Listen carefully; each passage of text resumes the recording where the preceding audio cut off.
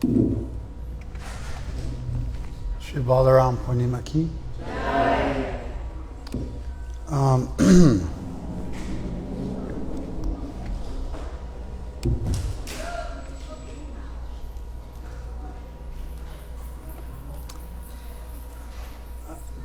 I was thinking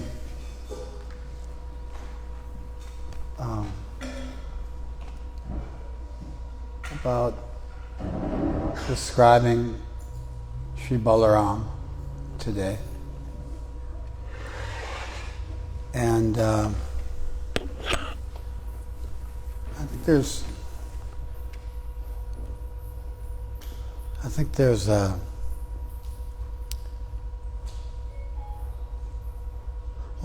think what's normally done on a day like today is that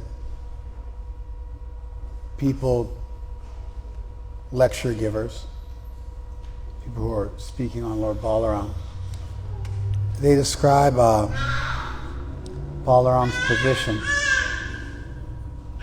philosophically. So,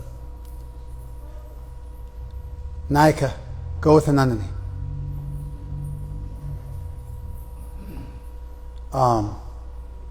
They describe Balaram's position philosophically. I think that's typically done. And I was thinking that doing that I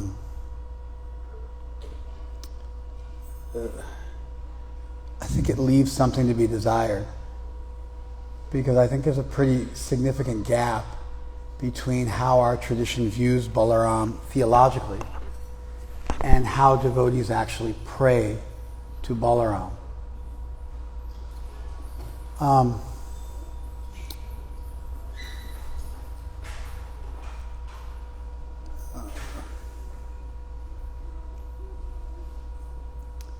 To give you an example, if you go on our altar to dress the deities, and you were to read a book about dressing the deities, or even if someone was to speak to you about it, it doesn't really correspond to the experience of going up on the altar and actually dressing the deity.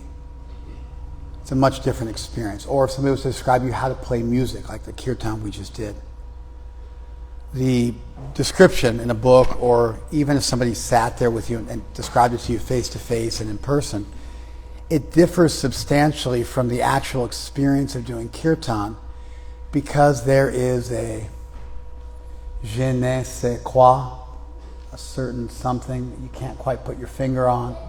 There's a rhythm, and there's an experience of the actual activity of doing kirtan. I think we just settled. Now, Uddhava, where are you going?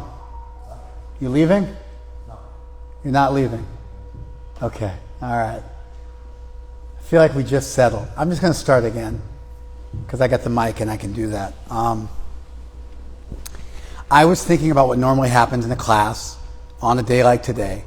And what normally happens in a class on a day like today is devotees will do one of two things. The first thing they might do is they might describe Balaram theologically. And I think that has a certain lacking. And the lacking is that in the experience of the life of a devotee who prays to Balaram or thinks about Balaram, or who Balaram is a part of their world, Balaram's a significant person in their life.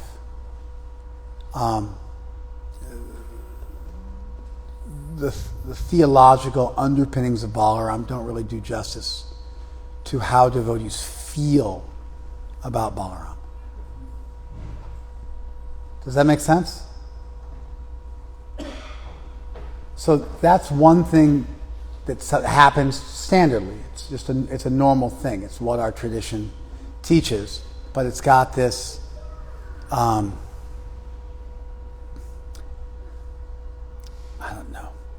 lacuna, this significant lacking, a hole, a gap.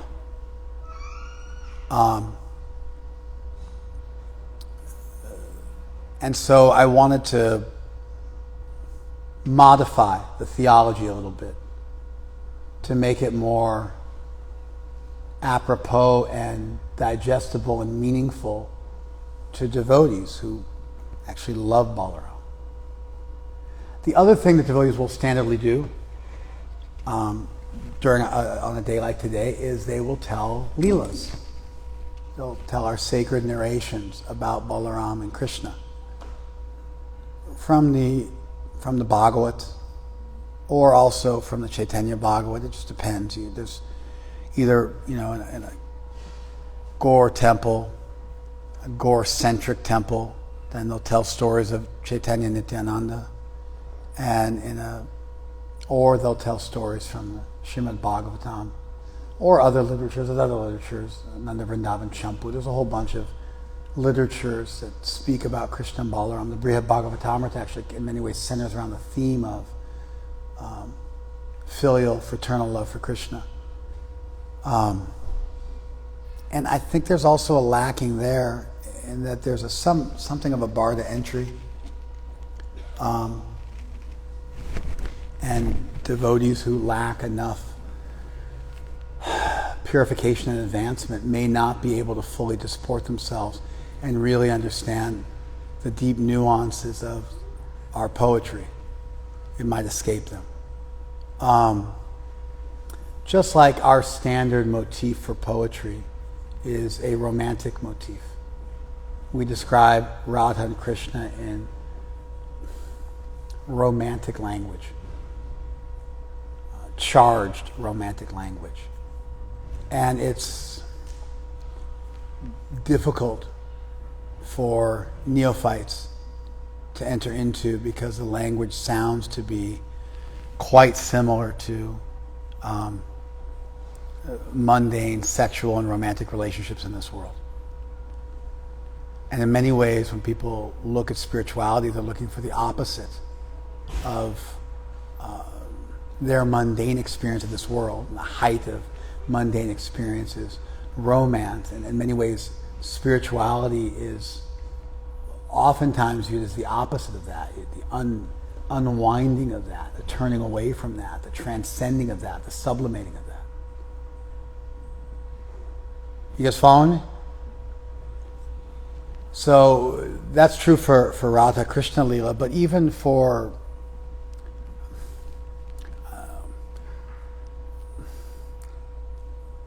sometimes Balaram wrestles with Krishna head to head, like two bulls charging into each other. And Balaram will win, and Krishna will have to carry him on his back on a piggyback ride. And then Balaram will grow tired and he'll rest his head on the lap of a cowherd boy, and Krishna will massage Balaram's feet while Balaram rests.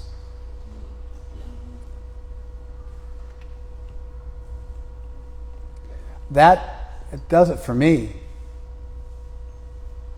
I mean, I could sit there and think about the impossible beauty and richness and depth of a conception of divinity where the Supreme Lord, the one without a second, the King of Kings, the Lord of Lords, the God of Gods, the omnipotent Supreme Being, as a further feature of his glory, he enjoys deep, profound, loving relationships where he disports himself on equal terms with his dear angelic devotees, who are in many ways counterforms of himself, that have expanded so that Ras can be relished. And actually those forms are eternal because Ras is the very essence of creation. Love is the very essence of creation, and love always requires two. And therefore these counterforms exist in perpetuity. And the oneness, where everything is collapsed into homogenized singularity, is actually a derivative form. But the original form is a form of two exchanging love. And what a beautiful conception of God, that he forgets himself in divine rapture and worships and cares for and loves his counterforms and massages their feet. I can think about that all day. That's a beautiful idea. The idea itself is worthy of hours and years of meditation.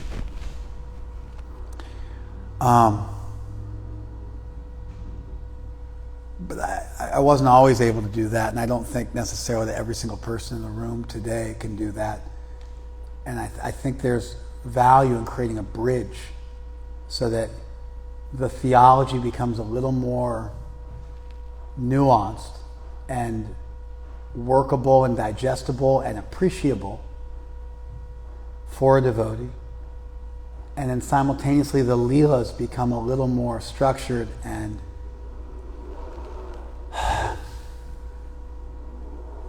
philosophical so that they can be entered into gradually. And so I think some sort of sweet spot between the theology and the Leela, what are traditionally called Tattva and Leela, some sweet spot between Siddhanta and Rasa, which are two other terms used to describe these two aspects of our tradition, are required so that we can climb the mountain of truth and dive into the ocean of Rasa. But instead of leaving it as two stark, distinct realities, I think there's a benefit in blending them together and softening one and hardening the other. Softening the theology and hardening the Leela, to be more specific. You guys with me so far? All right, so the Chaitanya Charitamrita, I think, provides a pretty good roadmap for understanding Balaram. The same way, honestly, if you want to understand Radha and Krishna in a profound way, and the way our tradition does, you read the Chaitanya Charitamrita, because when you describe Chaitanya Mahaprabhu, inevitably you have to describe both Krishna and Radharani in exceeding detail. And so in many ways the Chaitanya Charitamrita provides the clearest glimpse into the persons of Radha and Krishna and into their impossibly beautiful love, which is the genesis of the world, the universe. Similarly, the 5th chapter of the Adi Leela provides us with a really rich description of Nityananda. Nityananda, of course, is fully Balaram. Nityananda is fully Balaram. And so when you understand Nityananda fully, you've understood Balaram fully. And in fact, the entire chapter dedicated to Lord Nityananda is pretty much a pure chapter describing Balaram, and at the end, you're supposed to get it.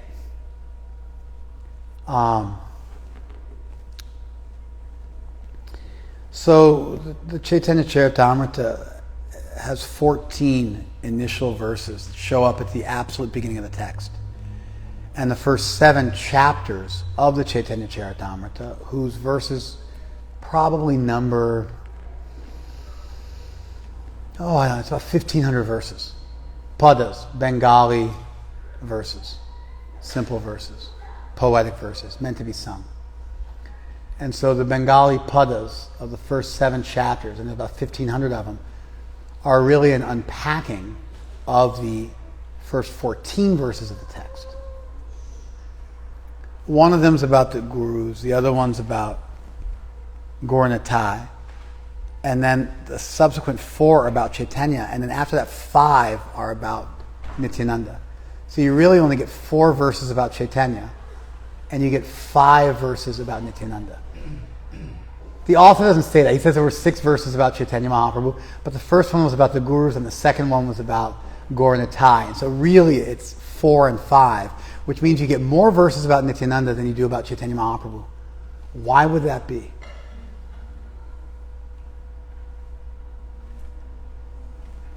Why in a text which is explicitly dedicated to Chaitanya Mahaprabhu would there be the seminal verses at the beginning? There'd be 5 of them about Nityananda and only 4 about Chaitanya.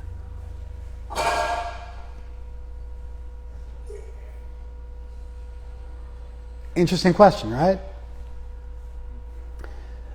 The author, Krishnadas, was a follower of Nityananda. And one of the main purposes of the Chaitanya Charitamrita was to glorify Nityananda, who for him was his everything. And so the Chaitanya Bhagavad also has this flavor to it. And if you understand this point about the author and his faith, then you can better appreciate the text where Nityananda appears again and again in such primary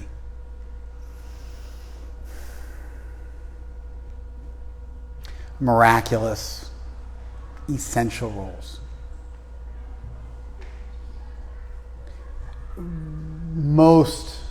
Many Gaudiyas feel the same way. The Nityananda Vangsha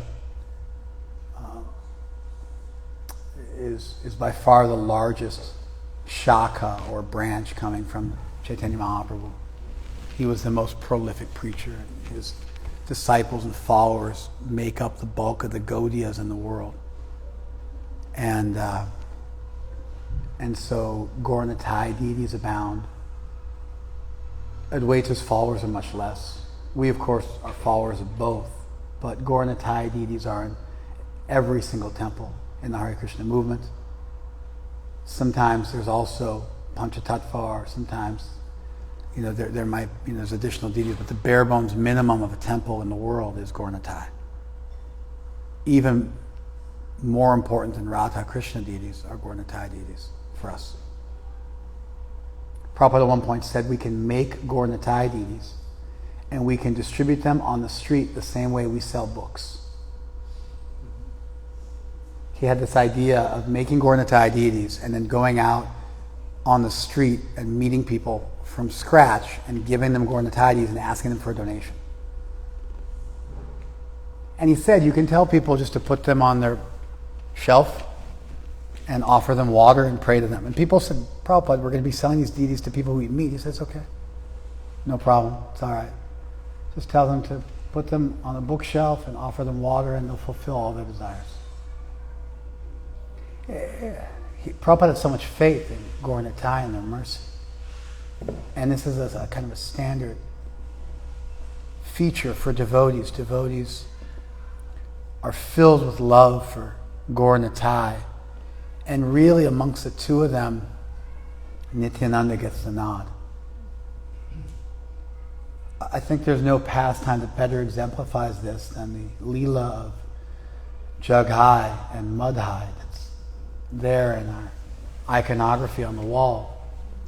And you can see Chaitanya Mahaprabhu with a chakra. He almost never has a chakra. But somehow, uncommonly, he has a chakra in this Leela. And he's getting ready to, looks like he's getting ready to sever Madhai's head from his body. And Nityananda, who's bleeding from his brow, if you look carefully, he's stopping, he's staying the hand of the Lord. And he says to him that, everyone is sinful like these two. And if you kill them, you have to kill everybody. In many ways, the story of Jagai and Madhai is meant to act as an archetypal story that teaches us that there's hope for all of us. And just as Lord Chaitanya defeated Keshav Kashmir in debate, then all people filled with that debating attitude will be stunned and quieted by Mahaprabhu's mercy. And just as the logician Sarvabhauma Bhattacharya was entranced by Chaitanya Mahaprabhu's mercy, similarly all people who are attracted to mundane logic will find themselves stunned by considering Mahaprabhu's mercy. And just as Mahaprabhu blessed Prakashanand Saraswati and moved him from impersonalism to personalism, similarly all people who are impersonalists will find they'll meet their match and become overwhelmed by the sweetness of bhakti ras, by the potential for loving divinity. Similarly, and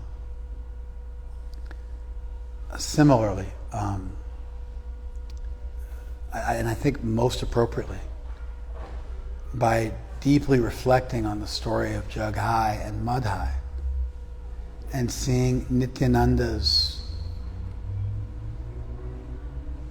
limitless mercy for them, and how that limitless mercy is what attached Chaitanya Mahaprabhu to them, then we find the future prospect for ourselves, and that we can free ourselves from our vices and our sins and our bad qualities, and we can become reborn and renewed in the cooling moonlight effulgence coming from Lord Nityananda's lotus feet, and then we can feel the mercy of Chaitanya Mahaprabhu, the warm sun. The fire of our suffering will end with the cooling moon rays of Nityananda, and then we'll be able to embrace the warm and sweet sun of Chaitanya Mahaprabhu. So devotees think of Balarama as Nityananda, as the mercy arm of Chaitanya Mahaprabhu. He's bhavan matta, he's maddened with love. He's kripa avatar. He's an incarnation of mercy. And he liberates everyone. His krip avalokan, his glance of mercy, is limitless. It embraces the world. In many ways, Nityananda for us occupies the place that Christ occupies in Christianity, as a redeemer, as a savior, and really as the first point that you touch when you're saved by Krishna. You're saved by Nityananda. He saves you. And then your appreciation for Gaur is subsequent. And then your appreciation for Radha and Krishna is subsequent to that. Thank you, Govind.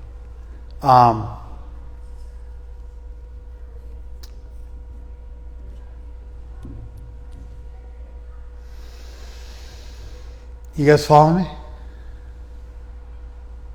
Yeah? You're just staring back at me, Madhav. I don't know if you're following me or not. You got to nod your head yes or no. You got to give me a yes or no. We're not playing poker. Okay, you didn't know I was looking at you. Okay. I thought we were playing poker or something like that.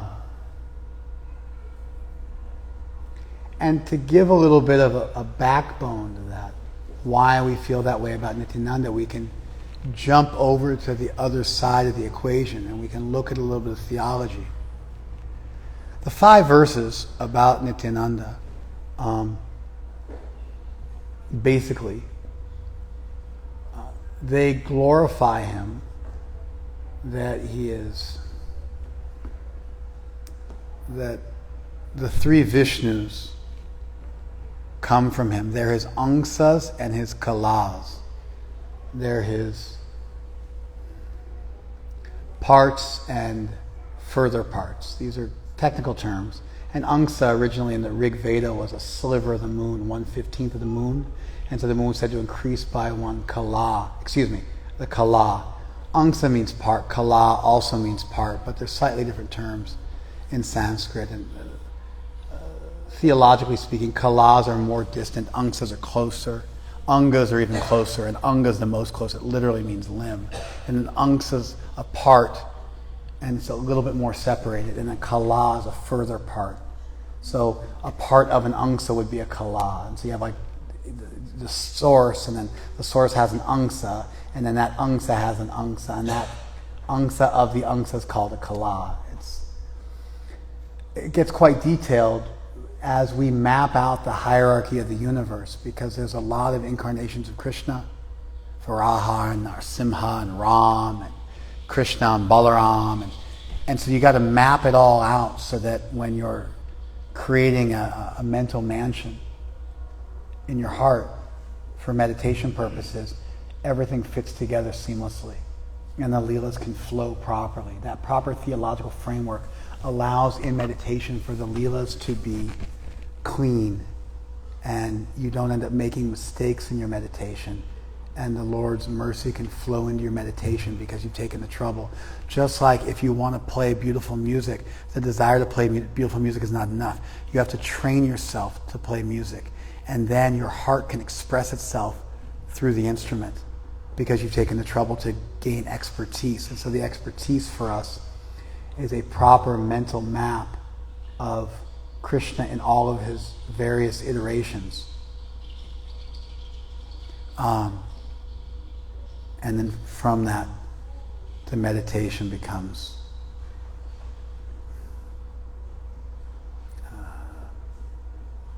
it flows. It's purified, and it can expand without limit. So anyway, the glorification is, can we stop that from happening, please? I don't know why they keep walking back and forth across the... No, it's out here. Oh, it's out there? Okay, yeah.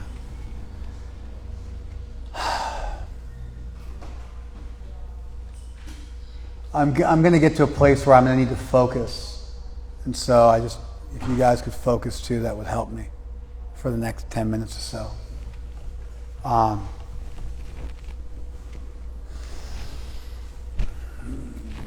Our mental map is this. Krishna exists only in Vrindavan. And Krishna has 2 arms in Vrindavan. There is no chakra. He plays a flute.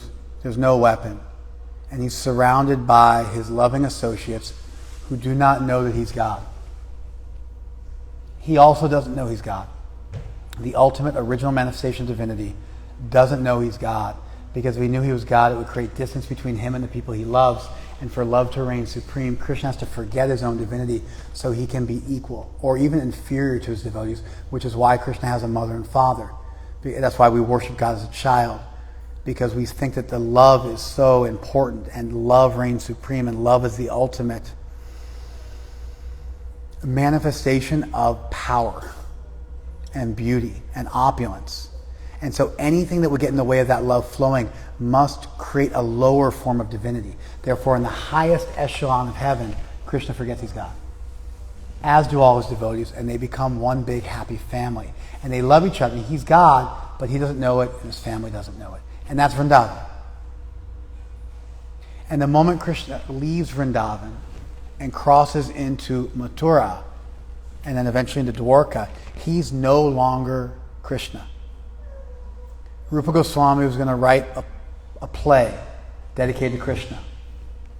And he was visited in Satyabhamapur. And he was told by Radharani herself that you don't make one play. You make 2 plays. Because Yadu Kumar Krishna and Brajendra Nandan Krishna are not the same. Brajendra Nandan Krishna is the Lord of the Brajajana and the giver of joy to the Brajajana. And Yadu Kumar Krishna is the child of the Yadu dynasty. Yadu Kumar Krishna is Mathura and Dwarka. Brajendra Nandan Krishna is Vrindavan. Once you leave Vrindavan, Krishna grows 2 extra arms. And he manifests sometimes 4 arms in Mathura and Dwarka. This happens at Akrur Ghat. You stop at Akrur Ghat, and that's the place where Akrur stopped, and Krishna switched forms. It's a derivative form, so it's not, that forms, but it's a derivative form, and then the full manifestation of Krishna went back to Vrindavan to relish uppercut lila, invisible lila. And so as Krishna moves through his pastimes, he actually becomes lesser versions of himself, essentially. And so in Mathura and Dwarka, Krishna is a lesser version of himself. There's more opulence, there's more power, there's more sense of his divinity. And sometimes he breaks out the 4 arms, and it's like 2 and 4. Once you get to Vaikuntha, it's always 4. In Dwarka and Mathura, it's sometimes 2 and sometimes 4. So Balaram, his first manifestation is as Balaram in Dwarka. Well, his first manifestation is Balaram in Vrindavan. But the first expansion of him, the first angsa of Balaram, is this form in Dwarka and Mathura that has also more opulence. And those places, Gaudiya Vaishnavas never want to go to Mathura or Dwarka. And if you look at one of our core texts, like the Brihad Bhagavatamrita, you'll see that Gopakumar, our protagonist, is unhappy in Dwarka. He has to leave Dwarka and go back down to the material world, to Boma Vrindavan in this world, and do Hari Bhajan until he can eventually go back to Goloka Vrindavan. He's able to, through his mantra, his Gopal mantra he was given, he's able to go all the way up to Swarg, the place of the demigods, Siddhalok, Brahmalok, Brahman, the Paravyom, Vaikuntha, Ayodhya, and even Dwarka. And then when he's like, I'm not happy even in Dwarka, even with Krishna in this lesser form. I need to be with Krishna and the cows and the gopis and the cowherd boys in a place where we all forget ourselves. And at some point Vishnu even dresses up as a cowherd boy to fulfill Gopakumar's desires and makes all the Vaikuntha Basis dress up as cowherd boys. And they stage Gopa Leela in Vaikuntha with cows and cowherd boys wearing proper outfits. And Gopakumar is really happy, but ultimately he says it's just not the same. It feels fake. And he finally makes it to Dwarka and he has to go all the way back down to Vrindavan to worship Krishna in this world, where he can associate with Rasik Bhaktas and cultivate this ecstatic love for Krishna so he can go back home to Vrindavan. Braj Bhakti is our goal, and it's its own thing. It's not just a little evolution. It's a whole different thing. Different enough that you can go all the way up to Dwarka and you come all the way back down here to make that final jump to Vrindavan.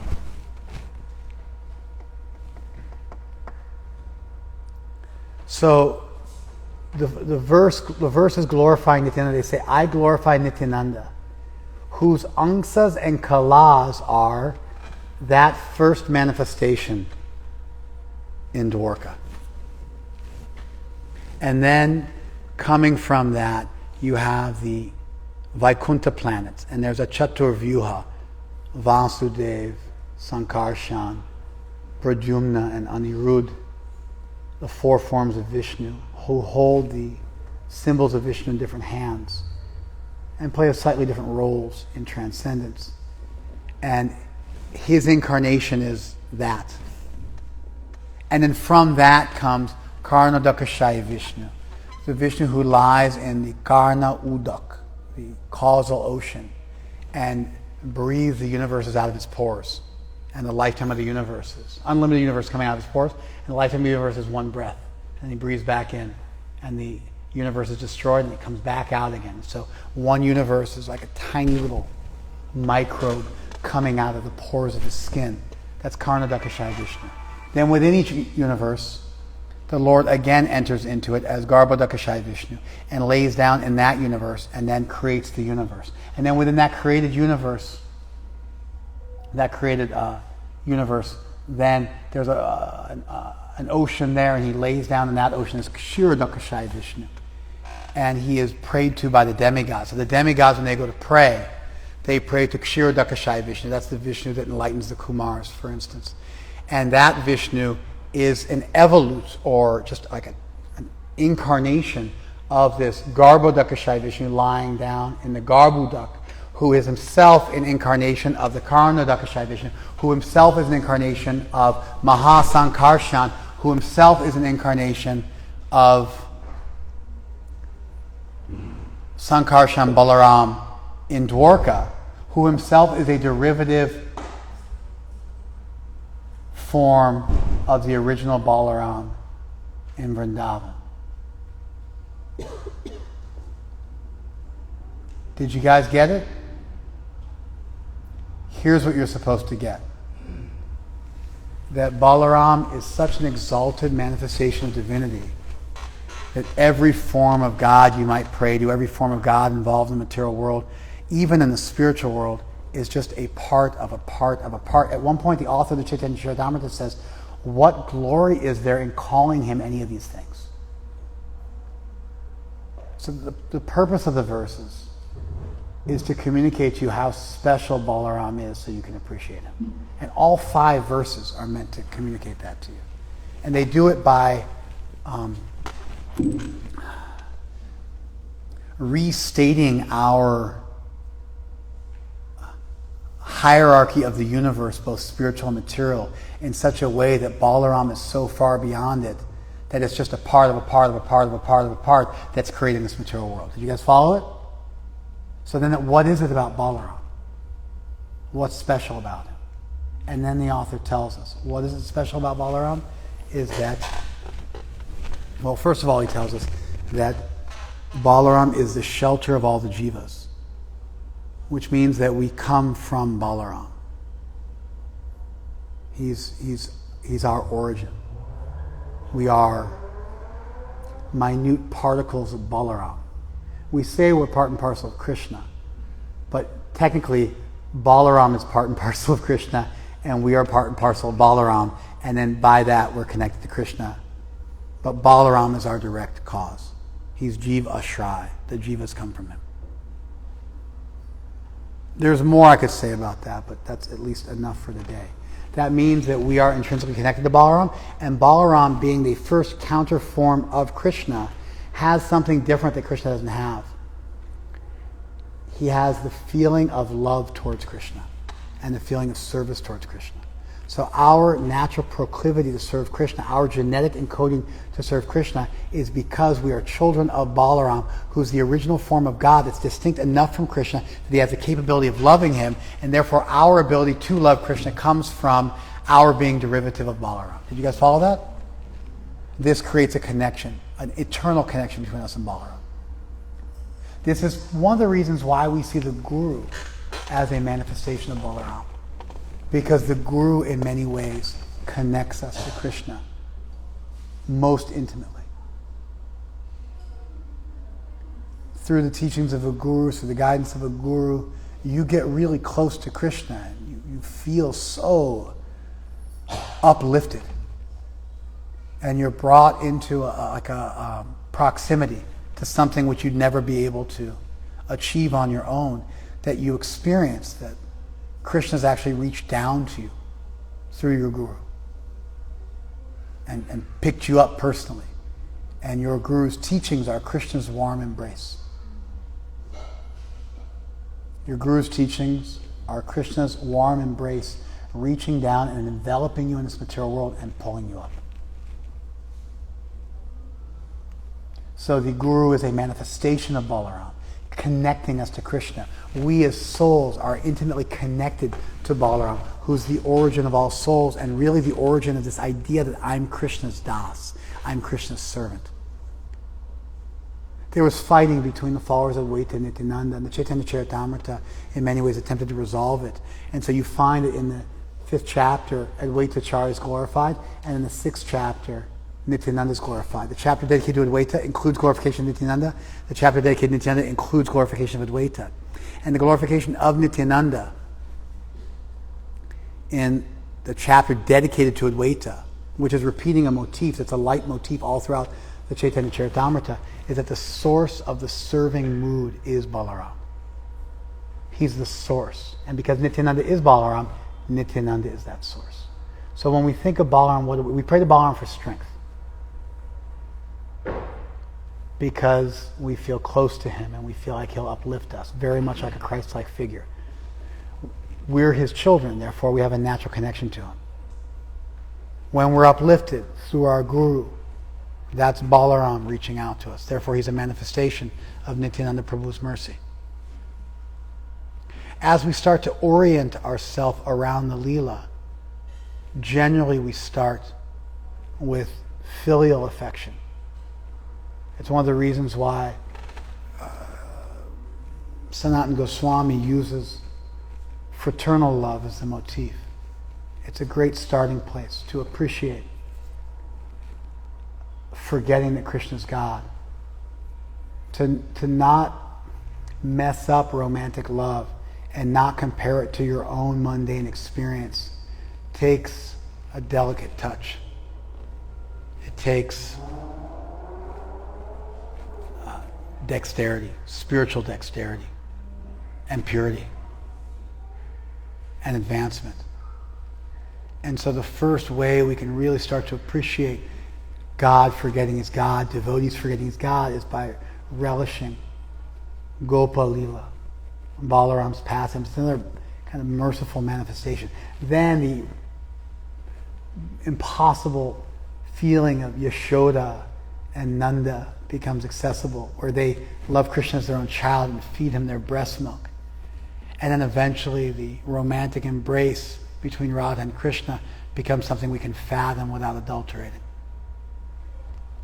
And so, like on every level, as we start, we need Nityananda's mercy just to get over our sins and attract the Lord's grace. In fact, the Guru is Nityananda's mercy incarnate. And then as we become purified and we can start to appreciate Leela, Krishna's pastimes, that fraternal love is friendship, love and friendship is relatively easy to fathom. It's got all the critical elements of Braj without like real tests. It's kind of a safe place to start. And then from that you can delve further into maternal, paternal affection towards God, where you're in the role of the parent and you're loving down, and eventually romantic love. There's like loving up as a servant, the way most people think of God. There's loving equal, fraternal love. There's loving down as parents love their children. And then there's again equal love on the highest level, which is romantic.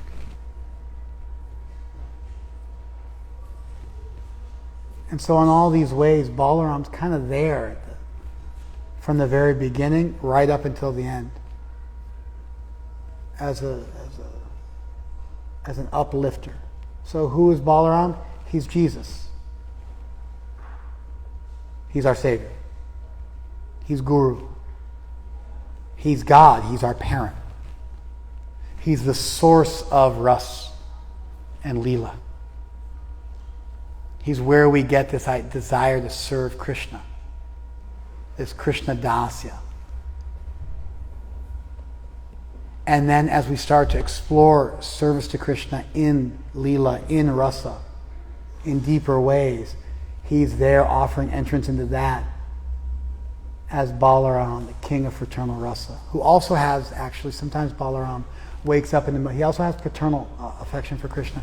Sometimes Balaram has bad dreams that Krishna is being attacked by a demon, because almost like post-traumatic stress, because Krishna gets in trouble with demons all the time, and Balaram remembers that. It's like a latent samskar in the Supreme Lord's mind. And sometimes he wakes up in the middle of the night and jumps out of bed because he thinks Krishna's in danger. He starts running out of the house to protect Krishna, and before he catches himself.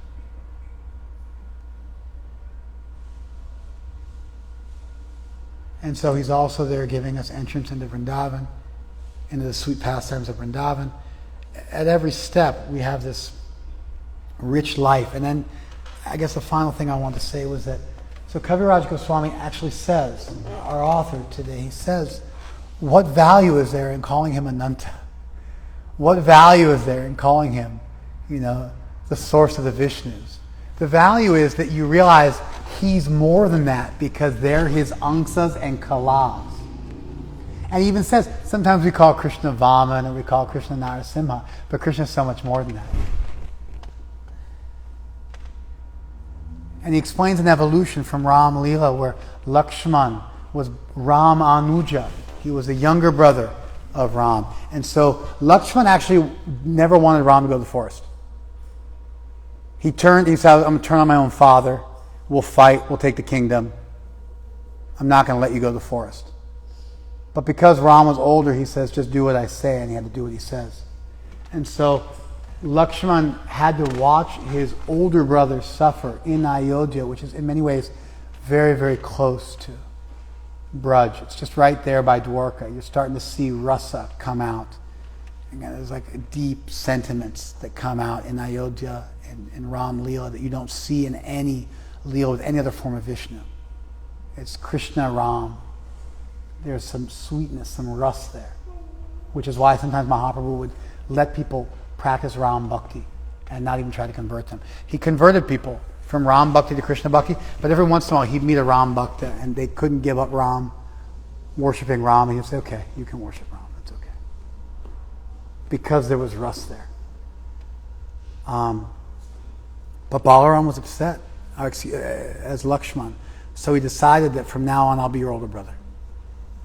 And so in Krishna Leela, he took birth as Krishna's older brother so that he could serve Krishna and protect Krishna and care for Krishna. And that's why Balaram has this parental love. Of course, Balaram is the source of Lakshman. But there's a chronological evolution so that we can start to move up the ladder and appreciate it. But it's actually a devolution from them. It's derivative forms of them that manifest chronologically in this world in a way that we can enter into it. You follow? So the original form is Balaram, but it manifests chronologically so we can step by step move through the Leelas and appreciate higher and higher truths and incorporate them into our worldview. So at this point, Krishna's Kaviraj says, like the devotees say it, so Satya Kodi Mani, I accept it because the devotees have said it. Bhakta Vakya Satya Kodi Mani. I accept it as true because the devotees have said it. But then he tells us what he really wants to tell us. And he says, I'm going to tell you something that I shouldn't tell you. It's like a dwarf trying to touch the moon. But if I don't tell you, then you won't know, so I have to tell you. And he explains how when he was a young man living in Naihati, and followers of Nityananda came to his village and he defended them. I mean, the Leela is a little complicated. Not for devotees, but if you want to know if you're a devotee, if you find the Leela complicated, you're not a devotee. There's a devotee named Ramdas, Miniketan Ramdas, and he came to the village to do kirtan, surrounded by his associates. And when he got to the village, the priest who was worshiping the deity did not stop worshiping the deity and stand up and respect him. So he chastised him. He said, you're just like another Ramaharshan Sutta. And then he started dancing and doing kirtan. And then he did a nice festival there. And then on his way out the door, somebody told him that he had faith in Chaitanya but not in Nityananda. And Miniketan Ramdas became upset and broke his flute and left in anger. And then that devotee was destroyed. And that was the brother of Krishnadas, the author of the Chaitanya Charitamrita. And Krishnadas broke from his brother and rejected his brother and argued with his brother. That's the Leela.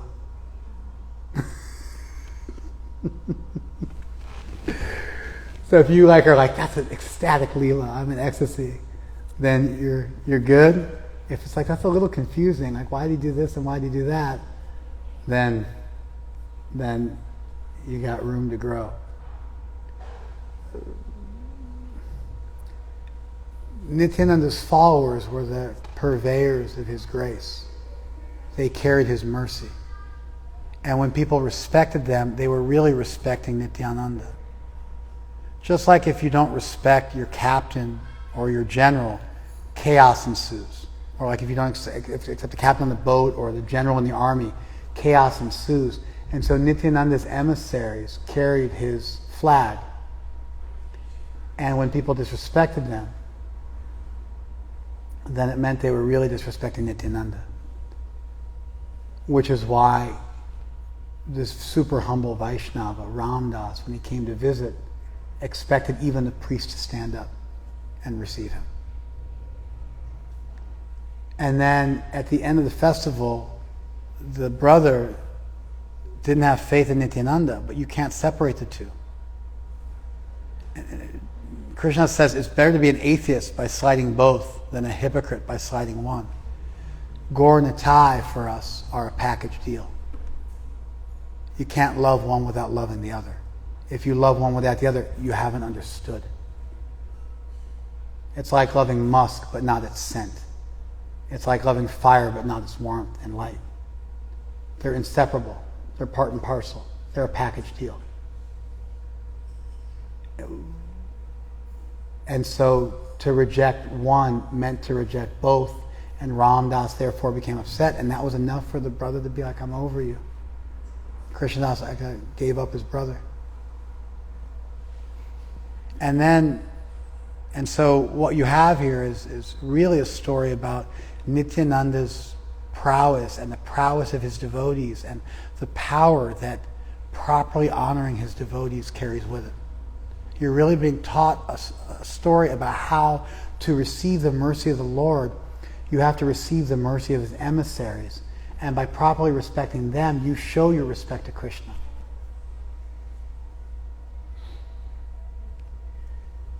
So anyway, Krishna went to sleep that night, and Nityananda appeared to him while he was sleeping. And he had a glossy black complexion, and he had a beautiful silk turban on his head. He wore silk cloth, and he was swinging from right to left like this, and he was walking with the gait of a maddened elephant. Like, you know how elephants just kind of walk like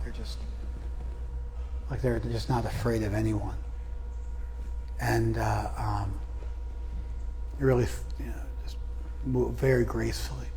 And he had on golden armlets and bracelets and beautiful ankle bells and a sash, and carried a red stick in his hand.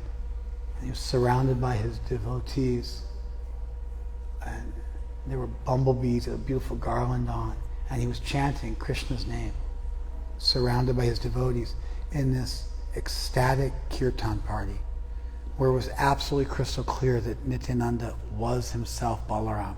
And he was black because he was filled with Krishna bhav, and as he chanted Krishna's name, his complexion became dark, like Krishna's, although normally it's white. Nityananda's is reddish golden, Balarama's is white, but in this case he was so filled with Krishna bhav from doing Krishna kirtan that he appeared blackish. And he picked up Krishnadas and said, go to Vrindavan. And he showed him the way to Vrindavan. And Krishnadas woke up, left for Vrindavan, moved to Vrindavan for the rest of his life. And then Krishnadas tells us, by Nityananda's mercy,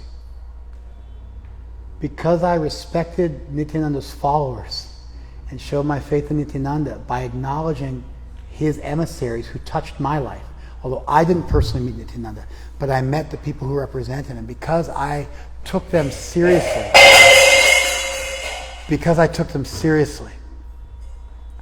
and honored them, Nityananda appeared to me and blessed me.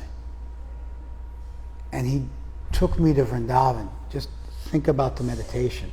He took me to Vrindavan. Where's Vrindavan? Vrindavan is where you worship Radha and Krishna. By Nityananda's grace, you achieve Radha and Krishna.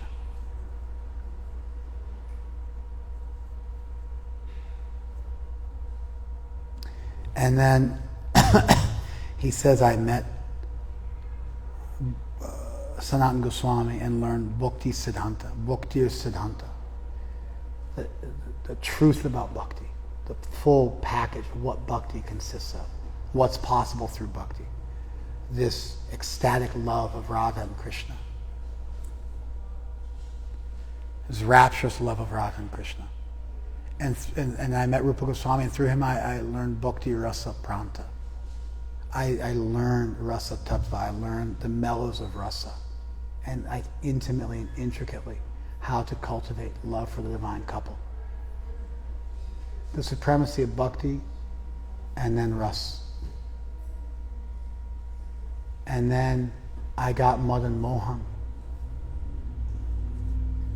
which is Advaitacharya's deity, which was given to Sanatana Goswami. I got Radha Govinda, Rupa Goswami's deity. And then Krishnadas slips. And he starts saying, I'm lower than the worm and stool. If you say my name, you lose all piety. But by Nityananda's grace, I've achieved Radha and Krishna. He's an ocean of mercy. He's an incarnation of mercy. He doesn't see high or low. He's intoxicated. He gives love of God to everyone who comes to him.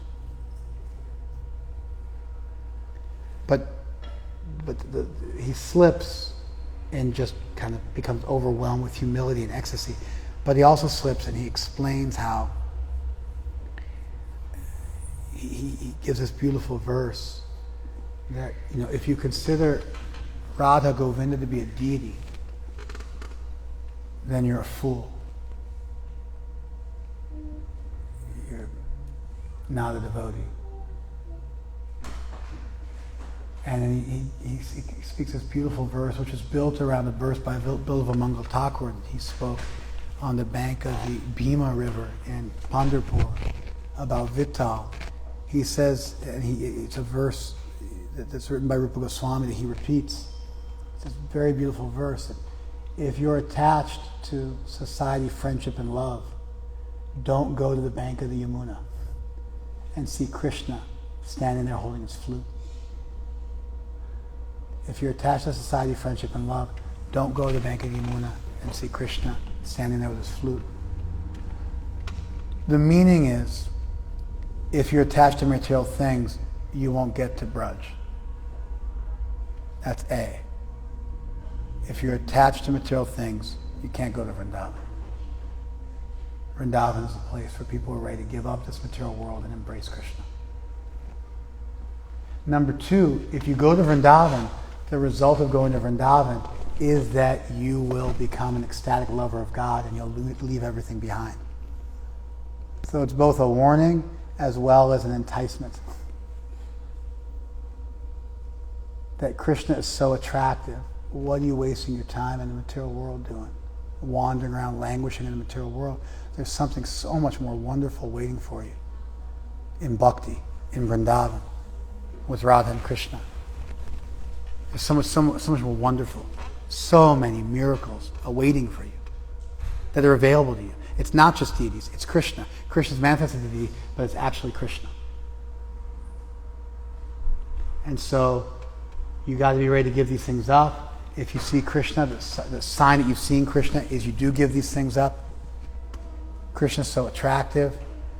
But then he also makes it clear that through Nityananda, he went to Vrindavan, he connected with the Vaishnavas there, who were also Nityananda's emissaries. And he saw Krishna and Radharani and participated in the Leela.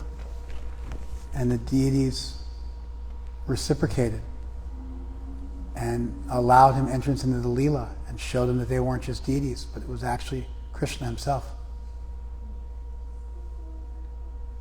And so really Nityananda's grace, Balaram's grace, Krishnadasa's connection with Nityananda and Balaram and his followers is his entire spiritual life, is intimately linked to that momentous occasion.